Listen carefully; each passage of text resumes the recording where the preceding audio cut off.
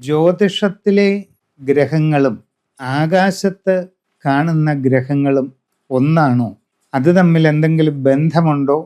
അവ വ്യത്യസ്തങ്ങളാണോ എന്നുള്ളതാണ്. പല പരിപാടികളിലും ജ്യോതിഷ വിമർശന സദസ്സുകളിലും ഉന്നയിക്കപ്പെടുന്ന പ്രധാനപ്പെട്ട ഒരു വാദം, അനേകം കോടാനുകോടി കിലോമീറ്ററുകൾ അകലെ സ്ഥിതി ചെയ്യുന്ന ചൊവ്വ, വ്യാഴം, ശനി തുടങ്ങിയ ഗ്രഹങ്ങൾ നിങ്ങളെ ബുദ്ധിമുട്ടിക്കുന്നു, നിങ്ങളെ വിഷമിപ്പിക്കുന്നു എന്നൊക്കെ പറയുന്നത് എത്ര വലിയ അബദ്ധമാണ് എന്ന് പലരും പല പരിപാടികളിലും പറഞ്ഞു കേട്ടിട്ടുണ്ട്. കോടിക്കണക്കിന് കിലോമീറ്ററുകൾ അകലെയാണ് ചൊവ്വ, ബുധൻ, വ്യാഴം, ശനി തുടങ്ങിയ ഗ്രഹങ്ങളെല്ലാം സ്ഥിതി ചെയ്യുന്നത്. അവ എങ്ങനെയാണ് നിങ്ങളെ ഇങ്ങനെ ബുദ്ധിമുട്ടിക്കുന്നത്? നിങ്ങളുടെ വ്യക്തി ജീവിതത്തിൽ ഇവ ബുദ്ധിമുട്ടിക്കുന്നത് എപ്രകാരമാണ്? അതിനെന്ത് യുക്തിയാണുള്ളത്? ഇതാണ് ജ്യോതിഷ വിമർശനത്തിൽ ഉന്നയിക്കപ്പെടുന്ന പ്രധാനപ്പെട്ട വാദം. വളരെ ക്ലിയറായിട്ട് അതിൻ്റെ ഉത്തരം പറയുകയാണ്. സൗരയൂഥത്തിൽ കാണപ്പെടുന്ന ഗ്രഹങ്ങളെ അതേപടി പറയുകയല്ല ജ്യോതിഷത്തിൽ ചെയ്യുന്നത്. ഓരോ ഗ്രഹങ്ങളുടെയും ആകാശ സ്ഥിതിയുടെ ദൃഷ്ടാന്തമായി ഓരോ വ്യക്തിയുടെയും ഉള്ളിൻ്റെ ഉള്ളിൽ ഒരു ബോധമണ്ഡലം രൂപം കൊള്ളുന്നുണ്ട്. പ്രപഞ്ചത്തിലെ എല്ലാം നമ്മുടെ ബോധമണ്ഡലത്തെ സ്വാധീനിക്കും എന്ന ഉപനിഷദ് വാക്യമാണ് ഇവിടെ ആധാരം. ശനിഗ്രഹം സ്ഥിതി ചെയ്യുന്നത് അനേക കോടി കിലോമീറ്റർ അകലെയാണ്. പക്ഷേ നമ്മളുടെ ഉള്ളിൽ ഒരു ശനിബോധമുണ്ട്. ശനിയുടെ സ്വാധീന ഫലമായി സൃഷ്ടിക്കപ്പെടുന്നു എന്ന് പറയുന്ന ചില പ്രത്യേക സ്വഭാവ സവിശേഷതകൾ, അവസ്ഥാന്തരങ്ങൾ എല്ലാം തന്നെ ചില പ്രത്യേക കാലഘട്ടത്തിൽ നമ്മളുടെ ഉള്ളിൽ സജീവമാവുകയാണ്. ശനിദശ എന്ന പേരിൽ നമ്മൾ നിരൂപണം ചെയ്യുന്ന കാലഘട്ടത്തിൽ ആ ഗ്രഹത്തെ കൊണ്ട് ചിന്തിക്കപ്പെടുന്ന ചില പ്രത്യേക സ്വഭാവ സവിശേഷതകളും ആ ഗ്രഹം സൃഷ്ടിക്കുന്നു എന്ന് വിശ്വസിക്കപ്പെടുന്ന ചില പ്രത്യേക അവസ്ഥാന്തരങ്ങളും നമ്മളുടെ ഉള്ളിൽ സംജാതമാവുകയാണ്. അത് നമ്മളുടെ പ്രവൃത്തികളെ, നമ്മളുടെ ചിന്തകളെ, നമ്മളുടെ താല്പര്യങ്ങളെ, നമ്മളുടെ മാനസികാവസ്ഥകളെ വളരെ ആഴത്തിൽ സ്വാധീനിക്കുന്നു. അതോടുകൂടി നമ്മളുടെ ജീവിതത്തിൽ ആ സാഹചര്യങ്ങളുമായി ബന്ധപ്പെട്ട ചില പ്രത്യേക പരിസ്ഥിതികൾ സംജാതമാകുന്നു. അത് നമുക്ക് ബുദ്ധിമുട്ടുണ്ടാക്കുന്നവയായിരിക്കാം. അപ്പോൾ ശനിദശയാണ് എന്ന് നമ്മൾ വ്യസനപൂർവം പറയുന്നു.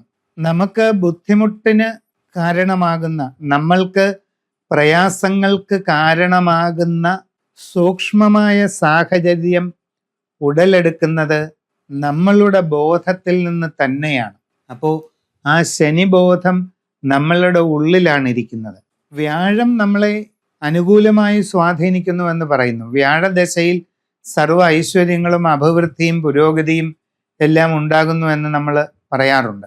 വ്യാഴദശയിൽ ഉണ്ടാകുന്നു എന്ന് പറയപ്പെടുന്ന ഇത്തരം നല്ല കാര്യങ്ങൾ, സാമ്പത്തിക ഉയർച്ച, കർമ്മങ്ങളിൽ വിജയം, ജീവിതത്തിൽ സന്തോഷം, ബന്ധങ്ങളിൽ ആനന്ദം, ഇങ്ങനെയുള്ള നല്ല കാര്യങ്ങൾ ഒരാൾക്ക് ഉണ്ടാകണമെങ്കിൽ ആ വ്യക്തിയുടെ മാനസികാവസ്ഥയും ചിന്താഗതിയും പ്രവൃത്തിയുമെല്ലാം അതിനനുസരിച്ചായിരിക്കണം. തൊഴിലിൽ അസാധാരണമായ ജാഗ്രത, കഴിവ്, വൈദഗ്ധ്യം, അർപ്പണ മനോഭാവം, സൂക്ഷ്മത ഇതെല്ലാം നൽകേണ്ടി വരും. സാമ്പത്തിക ഇടപാടുകളിൽ ജാഗ്രത, അതിനെപ്പറ്റി ആഴത്തിലുള്ള അറിവ്, പഠന മനോഭാവം ഇതെല്ലാം വേണം. ബന്ധങ്ങളിൽ വളരെ ജാഗ്രത, മറ്റുള്ളവരോട് സ്നേഹം, കരുതൽ ഇതെല്ലാം ഉണ്ടാകണം. ഇങ്ങനെ ചില പ്രത്യേക ഗുണങ്ങൾ അയാളിൽ അസാധാരണമായി വളർന്നു വരുമ്പോഴാണ് അയാളിൽ നല്ല കാര്യങ്ങൾ ഓരോന്നായിട്ടുണ്ടാകുന്നത്.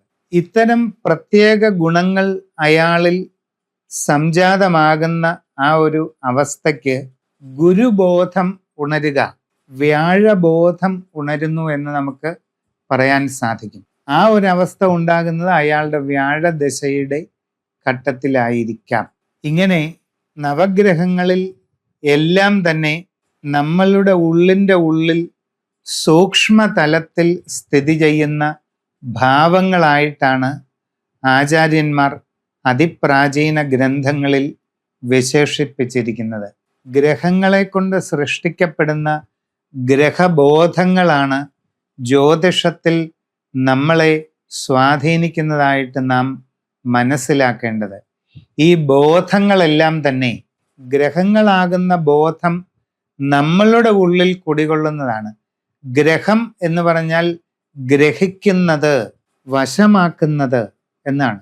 ഞാൻ പറഞ്ഞത് നിങ്ങൾ ഗ്രഹിക്കുന്നുണ്ടോ എന്ന് ചോദിക്കാറുണ്ടല്ലോ. ഗ്രഹിക്കുക എന്ന് പറഞ്ഞാൽ മനസ്സിലാകുക, സ്വായത്തമാകുക, കൈവശമാകുക എന്നൊക്കെയാണ്.